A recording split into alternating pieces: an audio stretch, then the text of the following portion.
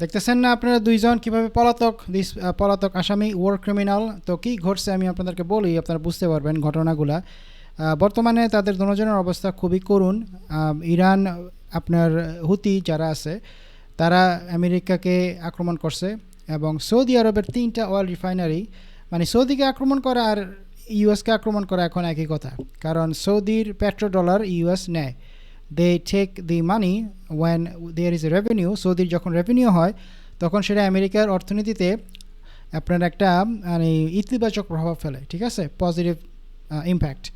নাও হুতিরা 3টা oil refinery সৌদিতে ধ্বংস করছে। এর মধ্যে একটা অয়েল রিফাইনারি ছিল খুব বড়, এটা ছিল বলতে পারেন অলমোস্ট লাইক সৌদি আরবের লাইফ লাইন, সৌদির ইকোনমি। তো এই লোকের যে ক্ষতিটা হইতেছে এখন, শুধু ক্ষতিটা ইসরায়েলের দ্বারাই হইতেছে না, মানে ইসরায়েলের তো আপনি জানেন যে তাদের অবস্থা খারাপ, তাদেরকে সবসময় সাহায্য করতে হয়।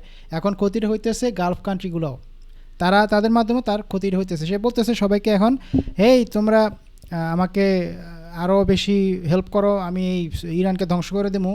বা যতই তারা হেল্প করতেছে আপনার সৌদির রাজা বাদশারা কিংবা আরব আমিরাতের রাজা বাদশারা, ততই সে ইরানকে অ্যালাউ করতেছে তাদেরকে অ্যাটাক করার জন্য। এবং আমরা দেখতেছি যে আপনার ইরানের এই সমস্ত মিসাইলের কারণে আপনার যে মিডল ইস্টে ইউএস বেসগুলো আছে, almost all of them are completely obliterated, okay, they are almost all of them gone.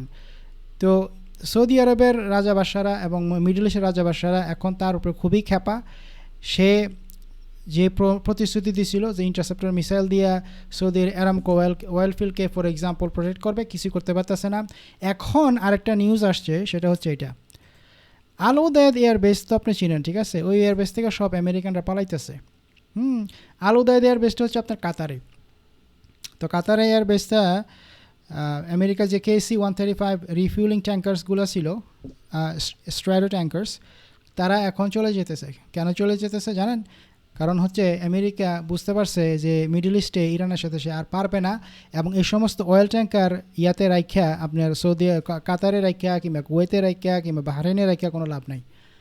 There is absolute no need for that, and this is just waste of মানি।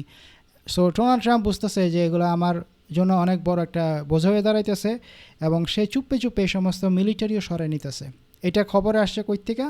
এটা খবরে আসছে আপনার ইরানিয়ান একটা news site Tasnim বোধহয়, সে এটা বলছে যে America এখন আপনার যে স্যাটেলাইট ইমেজারিগুলো আছে, হ্যাঁ, ওগুলো দিয়া এখন যেটা দেখা যাচ্ছে সেটা হচ্ছে যে এই সমস্ত এয়ারক্রাফট, এই সমস্ত সৈন্য সব পালাইতেছে। এখন কথা হচ্ছে এই যে একটা রিপোর্ট আপনারা দেখতেছেন, আজকে আমি ভিডিওটা করতেছি আমার কম্পিউটার সামনে ল্যাপটপে বসে, আশা করি এভরিথিং ইজ গোয়িং ওকে।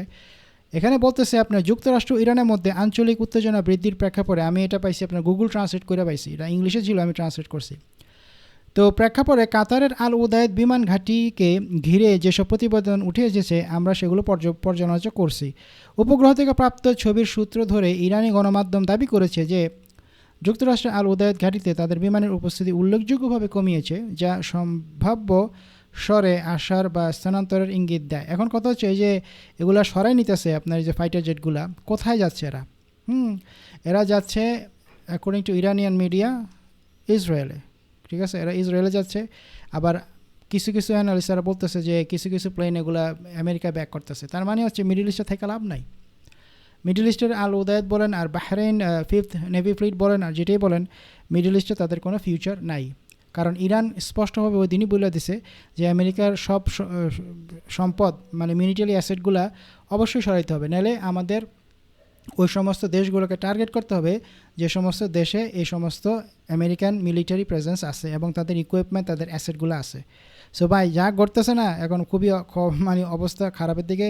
এই পেজটা ফলো করবেন, লাইক করবেন, video leave a comment, I will see in the next one.